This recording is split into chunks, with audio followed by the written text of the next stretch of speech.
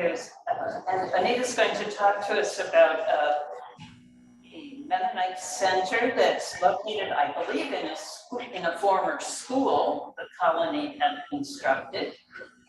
It's now a social service agency, and what that group of people are doing with in partnership with assistance from Canadian, Russian Mennonite immigrants, what they are doing, particularly during awful war in Ukraine and all of that. So welcome, Anita. Thank you. The blurb we sent out sent a little bit even about how we met, but also that I'm not sure if it said that I will add, Anita has given leadership to this group over the years, and we'll hear from her more about what is happening with that group at the Mennonite Center. Thanks.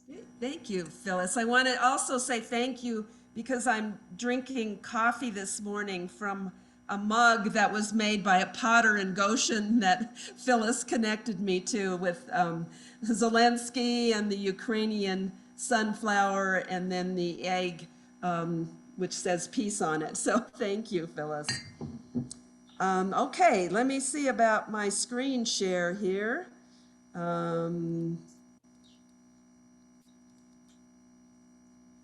Okay, I think we're good to go.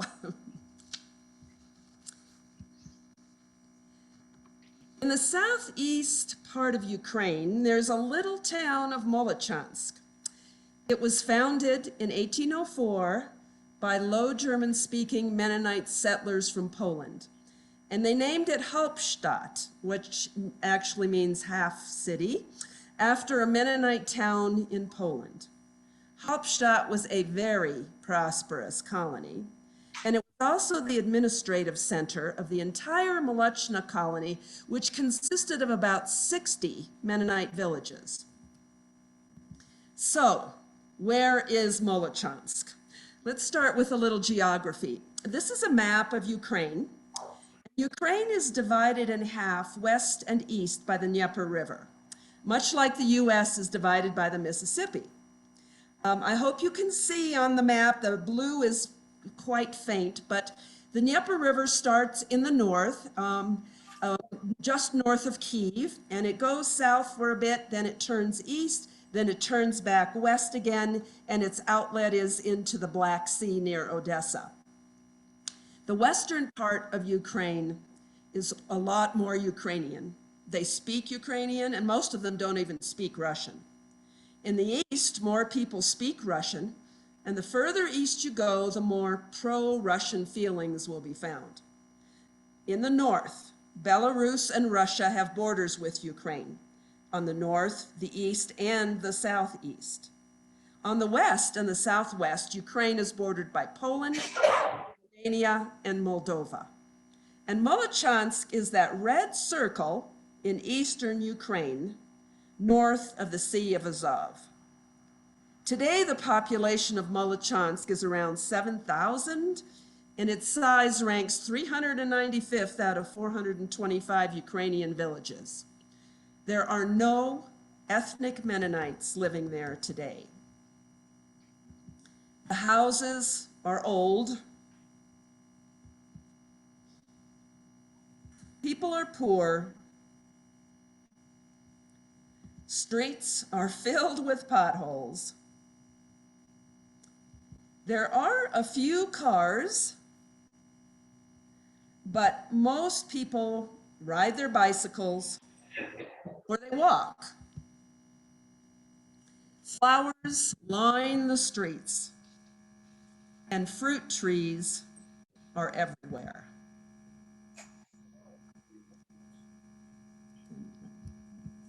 Along one of the side streets, running perpendicular to Main, there's an old school building.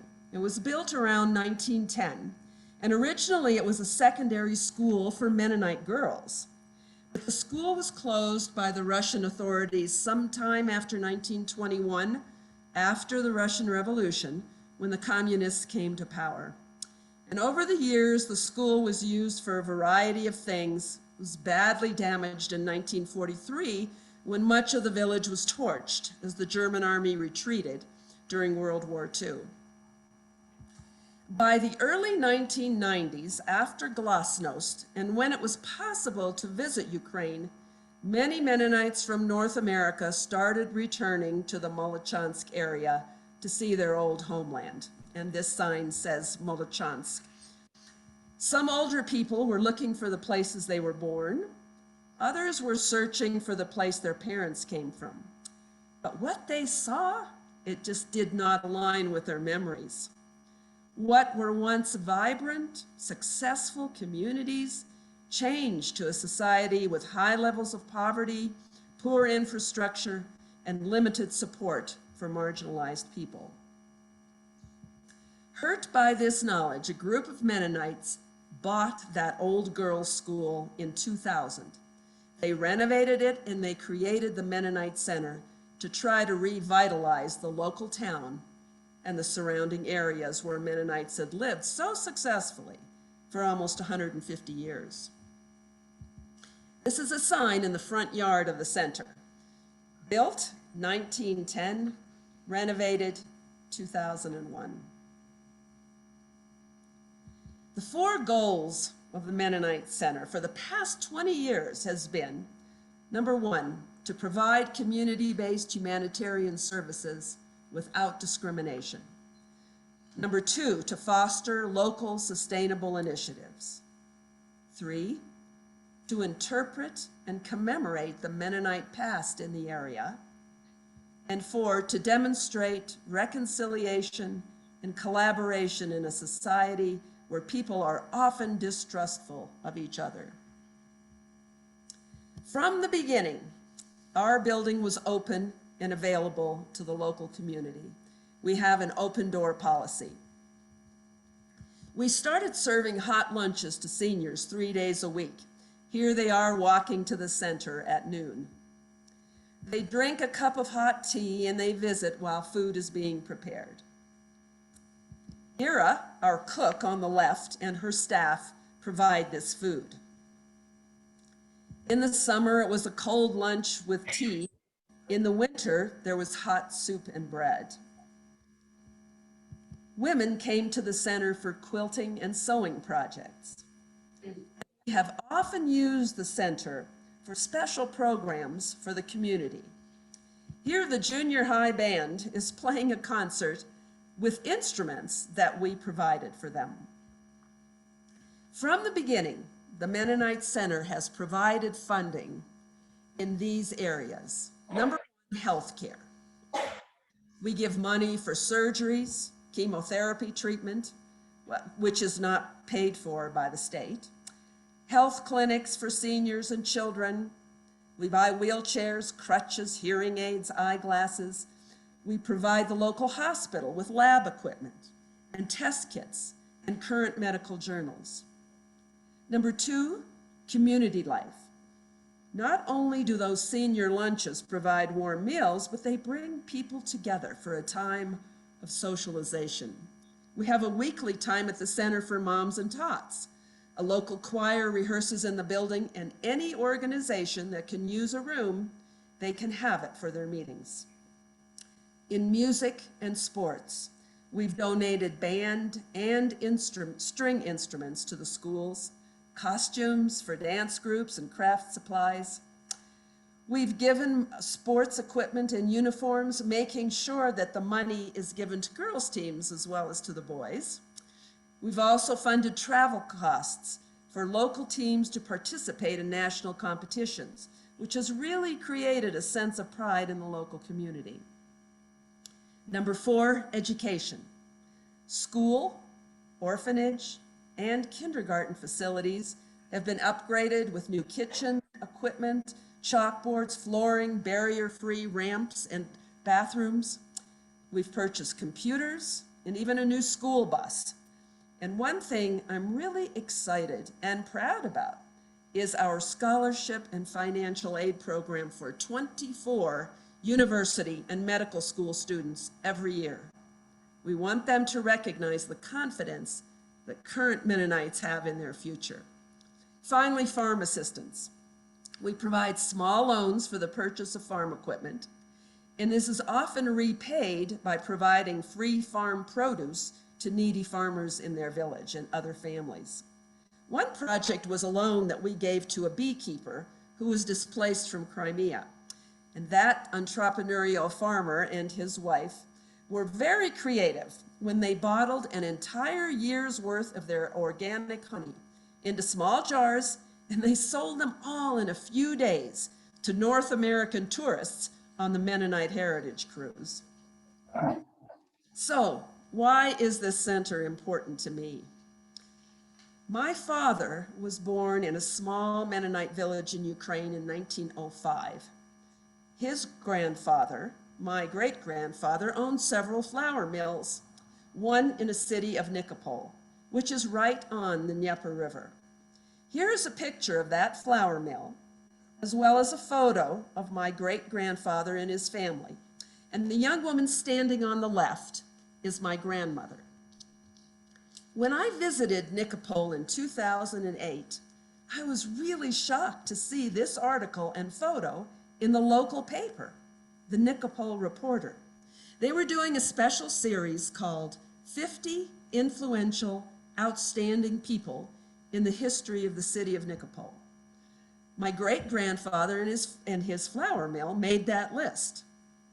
This article tells that in 1911, his flour received a gold medal in Rome, and in 1912, he was rewarded with a gold medal from Moscow. Our family doesn't have those medals anymore, but we do have pictures of them. And growing up, I always heard the stories about how my great-grandfather sold his flour to the Russian Tsar Nicholas II, as well as to the royal family in England. My mother was born in Gnadenfeld, Ukraine, a small Mennonite village about 30 miles from what is Molochonsk today. Hauptstadt and Gnadenfeld are both in red on this map, and almost all of those other green dots are Mennonite villages. This is one of the last photos taken of my mom and her family in Ukraine. Her father was a school teacher, and the family lived in the teachers' quarters in the upstairs of the school. That's where my mom was born. In 1992, I traveled to Ukraine with my mother, almost 70 years after she left the country.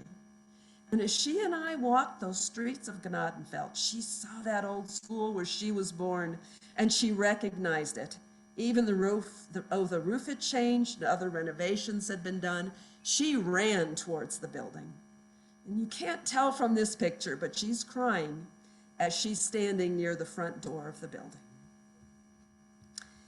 In 2011, after my husband died, I was looking for something to do, something where I could do some good in the world. And I decided to volunteer my services at the Mennonite Center. I'm on the board of directors, and I've made several trips there to work in person. I have always felt at home visiting the land of my parents. And I fell in love with the countryside and those Ukrainian sunflowers. But more than anything, it was the people who stole my heart. In 2014, the Ukrainian landscape changed. Russia invaded Crimea, a place where many Mennonites had lived, and they immediately annexed it, and fighting also erupted in the east in the areas of Donetsk and Luhansk. On this map, in the south, you can see the pink and white hatched area that's now the Republic of Crimea. Yellow and white hatches indicate Donetsk People's Republic, and the brown and white hatched area is the Luhansk People's Republic. About 14,000 Ukrainians were killed in the east in those areas between 2014 and the beginning of 2022. Ukraine has never accepted that these breakaway republics belong to Russia. On a visit to Ukraine in 2019, I stopped in Nikolaipol, a former Mennonite village. On that day, there was a celebration going on with music and dancing, a Ukrainian military band, food, all to celebrate the 150th anniversary of the founding of the town. But in one corner of the lawn, I noticed something unusual. Women cutting strips of camouflage fabric with scissors. Then volunteers wove that camouflage around chicken wire fabric frames meant to be hiding places for their troops. For our sons in the war, they told me. Wow, I know that Ukrainians are extremely patriotic, and everyone wanted to help the soldiers in any way they could. But was this really how the Ukrainians were expecting to win a war against Russia? That war in 2014 meant that the Mennonite Center had new tasks. Many people were being displaced from their homes in the East, IDPs, or internally displaced persons, which is different from a refugee, which is displaced and goes to another country. Internally displaced, those who stayed within the country but have left their homes. Internally displaced persons were moving in large numbers to the city. This is an outdoor food kitchen in Zaporizhia, which is the closest large town to Molochonsk. This kitchen was run by Yuri and Natasha for feeding IDPs, and behind this fence is a concrete slab where the homeless gathered. Kasha porridge, beets, and cabbage were being cooked when I was there. Natasha helped people wash before they ate and also gave some of the men haircuts. The Mennonite Center supports Yuri and Natasha on a monthly basis with a stipend. Father Peter is a Catholic priest who works in Melitopol, just south of Molochonsk. He offers IDPs daily food as well as a place to sleep. Again, the Mennonite Center supports his work. So in addition to our usual work that we were doing at the center, we're now providing help for IDPs with housing and food, and help especially with getting their papers from Eastern Ukraine. Can't tell you how often I heard the phrase, "You do not exist in Ukraine if you do not have your papers." Seniors could not get their pensions without papers. Mothers could not get daycare without their papers. Workers could not get a job without papers. Everything changed on February 24th. The war began. Russia invaded Ukraine near Kyiv and its suburbs, and they also attacked in the east. War in Ukraine has been a terrible thing. Homes have been destroyed. Thousands of Ukrainians and Russians have been killed and injured. There has been a massive exodus. Many have tried to escape by train to get to Poland and to Romania. In a country of 42 million people, 5 million have left the country, and there are 7 million more internally displaced persons. So what's happening at the Mennonite Center, and what can we as a center do now? Well, right now, we can do 3 things. We must feed the hungry. We must provide medicine wherever we can and in any way we can. And finally, we need to provide people with safety. A trip to areas that are not under attack, a safe place to live. And that's it. Unfortunately, many of our other plans have to wait. We're working day and night to make those 3 things happen. The rest just has to wait. On February 26th, just 2 days after the war started, Molochonsk was under attack. Russian tanks were everywhere. The basement at the Mennonite Center, in this picture, was used for shelter for our staff. And then we realized we had to open our basement with its extensive network of underground tunnels as a shelter for local residents. 1 week later, by March the 1st, we were setting up kitchens to provide food for people in large numbers. There's no point in calling this a senior's lunch anymore. We went from feeding 30 people 3 times a week to feeding 500 people every day. In addition to lunch, we made hampers and distributed them to more than 1,000 people a day. The woman in the teal shirt and the red hair in this picture is Tanya. She is now our head cook, making soup and baking bread and filling hampers, and Ira is in charge of paperwork and making sure things run smoothly. Some days, people started lining up outside of our building by 3:30 in the morning. Deliveries were made to those who cannot come to the center to pick up food themselves. Soon, roads were blocked in every direction from our town and from our building. There's no longer any easy way to get in or out of the area. There are checkpoints on all the roads. Arrests were starting in Molochonsk, and the local mayor was arrested. A Russian-leaning mayor was installed, and by March the 14th, not even 1 month later, all TV channels were now Russian stations. On March the 2nd, Russian soldiers came to our building to search, to look in the safe, to take pictures of everything, including my picture on the wall. They wanted to know what the building was used for. They wanted to look in the safe.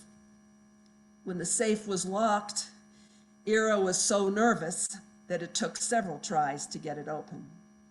For the moment, they agreed that we were doing good work, and they've allowed us to continue.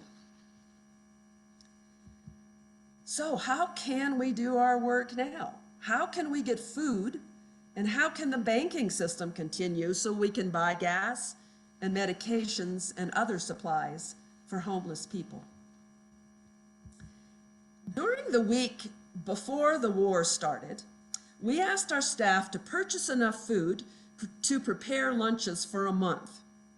They thought it was rather silly. They did not expect that Russia was going to invade. But they agreed to do it. And then the day before the war, we told them to go again and repeat their shopping list. Local grocery stores were willing to sell us all of their food. In fact, we emptied their shelves because they did not want to be open. Several store owners delivered refrigerators and freezers, those that you see in the picture here. They delivered them to the center, and we stalled them in our lobby. Local farmers sold us chickens and eggs and things that remained in their food cellars. We bought from farmers markets, and locals sold us the fruit from their fruit trees. Now stores are receiving some supplies from Russia, but the prices are very high. Because of the many people who have donated to the Mennonite Center since the war started, we've been able to expand our work and to work with other organizations around Ukraine. Our donations have quadrupled. This map with the red dot, again, is where Molochonsk is. And the other cities that have an oval around them is where we are working with others to feed the hungry, to move them to safe places, and to give them shelter. Food is being made and distributed. Hampers are being delivered. Incredibly, the banking system works. We are able to send money electronically from banks and credit unions. Everything is done electronically. We transfer money to Ukraine. We buy supplies and gas electronically. And we're being careful with how and where the money is sent. We send from several different places to several different banks in case problems might arise. Many of our usual operations have stopped. These are a couple of pictures that I took at the local school in Molochonsk on the last day before summer vacation started. Schools were closed beginning on February 24th, the day that Russia invaded, but they will be open in the fall. The Russian government has commanded them to go back to work. So we don't know about our school projects. Teachers have been ordered back to work, but they will not be paid. Classes will all be in Russian. No Ukrainian can be taught. A Russian curriculum will be taught. There will be different history classes, different social studies classes, and language classes. Science and math classes are the same. On June the 16th, not that long ago, 2 Russian flags were raised at the Mennonite Center. They aren't very big. I don't know if you can see them in the picture, but they are connected to the downspout at the roof. We're there as a surprise to everyone because there has never been a flag flying on this building before. I guess it was quite a sight. Local residents came to take pictures. One of our staff actually went to the new mayor and asked if the flags could be taken down because we did not want to align with any government. That request was refused. They said it was for our protection, perhaps.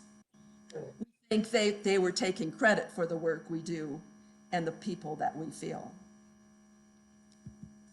We don't know what's going to happen tomorrow or next week or next month, but we continue to work because help is needed. 5 years ago, we even asked ourselves, is our work done? Should we continue? Was it time to quit?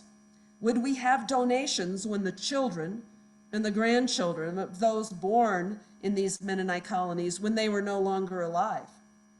But boy, these last 4 months have answered that question for us in a very loud way.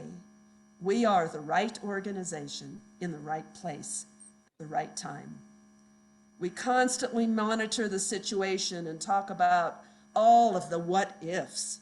We don't have the answers. It's a day-to-day thing. But it is our close connection with the beautiful people living where our ancestors once lived that continue to fuel our desire to help. Thank you. I am sure you're going to have questions for me.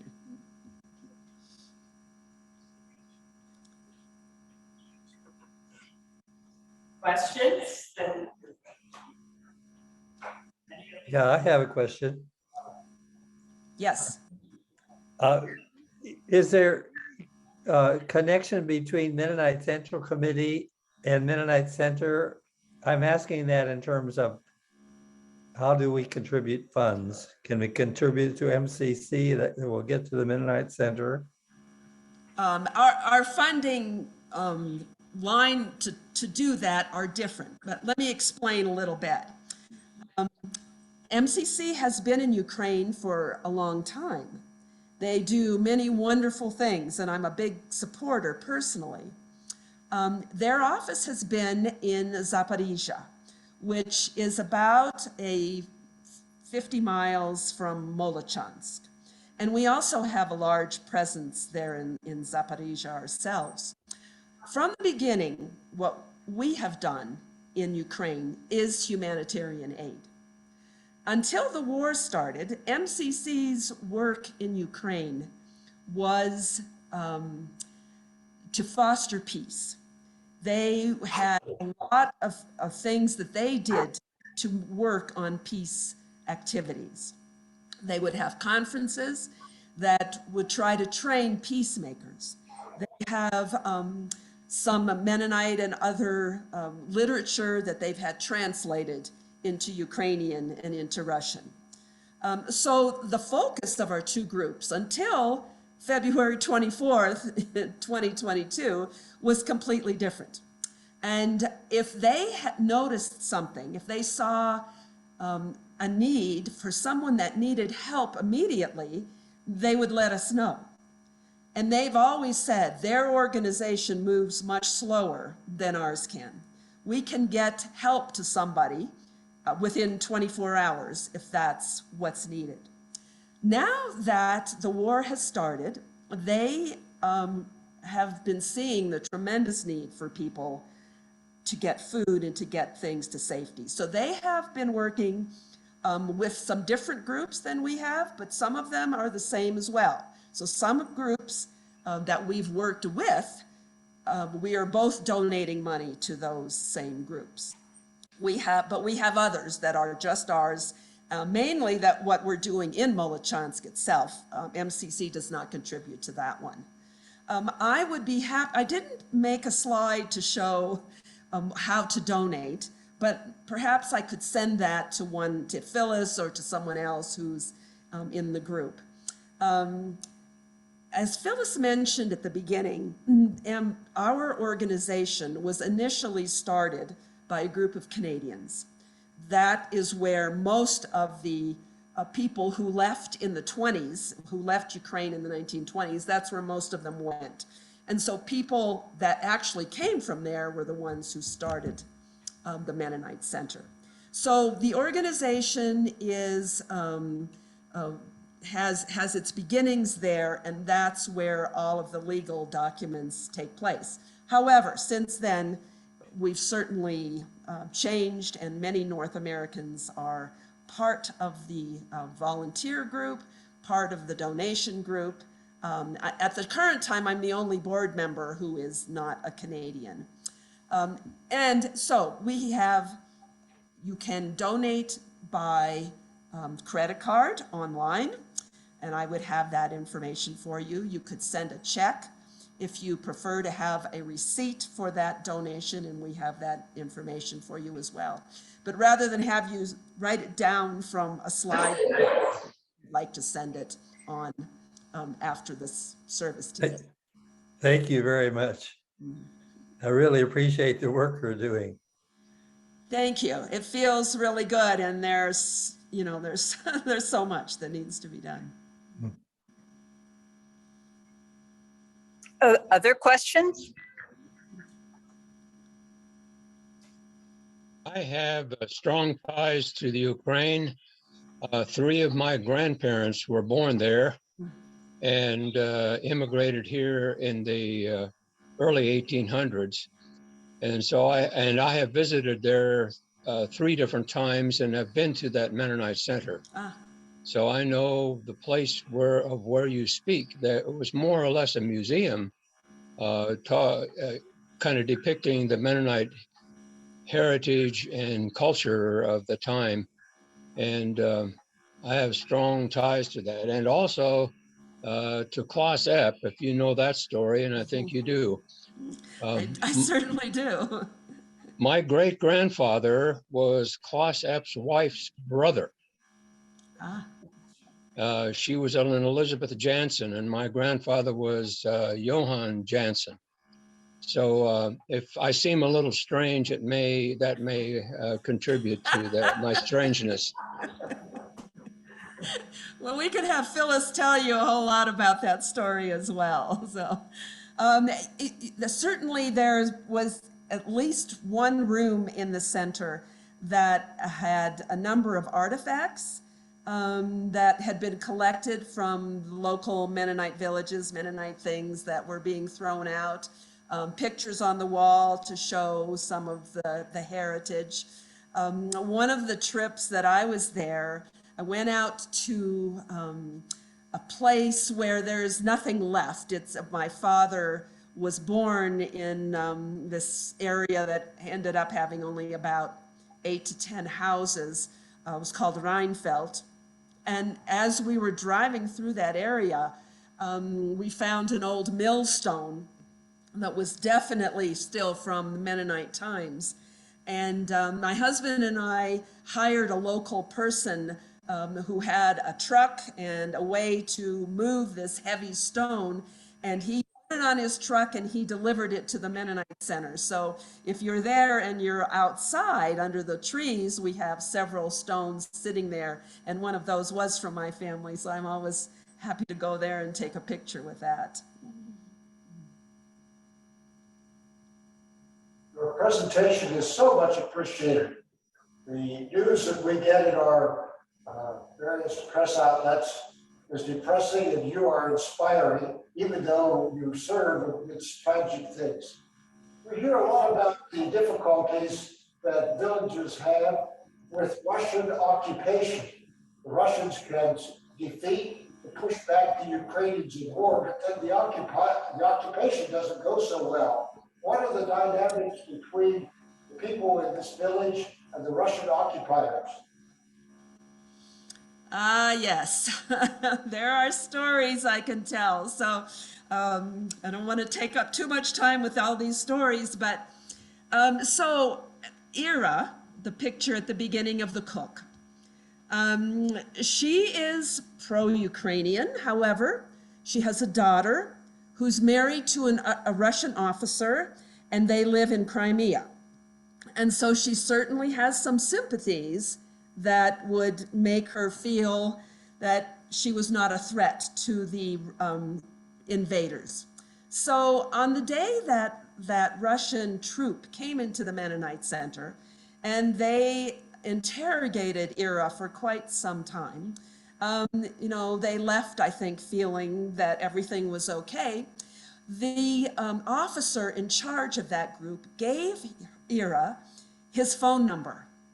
And he said, if you have anything that you need, you can call me. And it was his cell phone. Well, the director of the Mennonite Center in Molochonsk, Oksana, her husband's brother was trying to leave in a vehicle with 6 other people, and they were trying to get to Zaporizhia because they were leaving. And the car was stopped, and everyone was asked to get out of the car.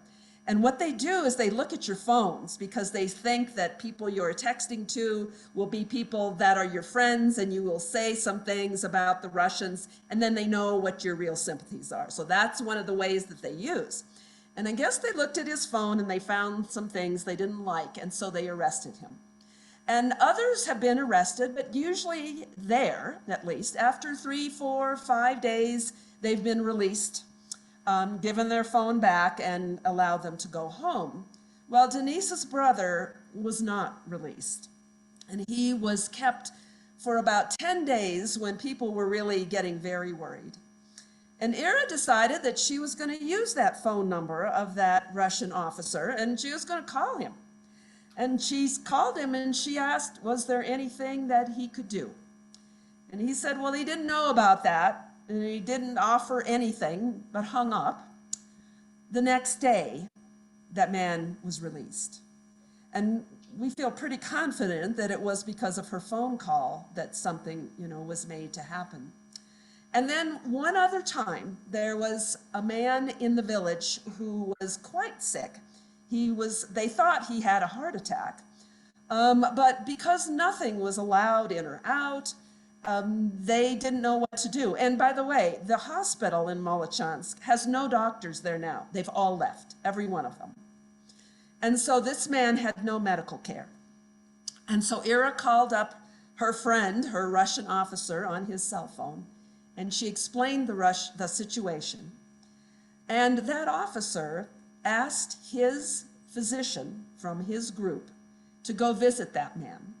And apparently, they had a Zoom call with a doctor, a cardiologist, back in Moscow, and got some advice as to what to do, how the man should be treated, and medicine was delivered to him from the Russian military. So, I have those stories too, where there is some help given. It's not all bad. When you look at the whole picture of what's happening in Ukraine, it looks pretty desperate. But there are certainly places, like in Molochonsk, as far as we know, buildings don't look as bad as they do other places. There are some that need some repair work, but for the most part, people are doing what they did. Some seniors are not getting their pensions from Ukraine. If they had been deposited electronically in their account, they would still be getting them. But those seniors that had them come by mail, the mail system's not working, so they don't get their money. So some people are hungrier than others. Most people that we've been feeding are those that are not getting any money. Things in the grocery store, extremely expensive, sometimes 3 and 4 times what they were before. But you were asking about the relationship between, our local people and the Russian. Better than in other places, I would say.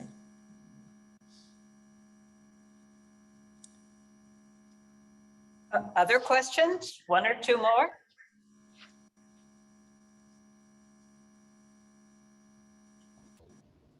Anita, Yeah. would you, go ahead, John. John Bender. Thank you, Anita. You describe a lived experience of humanitarian aid and the spirit behind that for supporters back in North America, for the recipients, and what are the Ukrainian recipients giving back in terms of their own spirit and peace witness, or however one could describe the reciprocal relationships that are happening here? Well, there are some, yes. I will say, first of all, though, that people who are afraid, people who have lost their homes, people who are hungry, it's difficult for them to think about some of those things, right? We get so many thank yous. We get so many stories. One of the things that we have requested of every place that we give money, so we don't just, throw it out there and not know what's happening to it. We have made sure that every dollar that goes there is accounted for, and that we have a recording of what happens. And we've asked people to take pictures, and our staff that's there collects these and collects the stories. And so that's one of the reasons I have a lot of pictures. I have hundreds of pictures of people who are receiving things from the Mennonite Center and what they do. And the other thing is that if you realize that there's 5 million people who have left, but there's 7 million who are displaced, that means they're still in the country, but they are hopefully a lot safer now. And when they get to the western part of Ukraine, they work incredibly hard to take people in themselves, to give someone else food.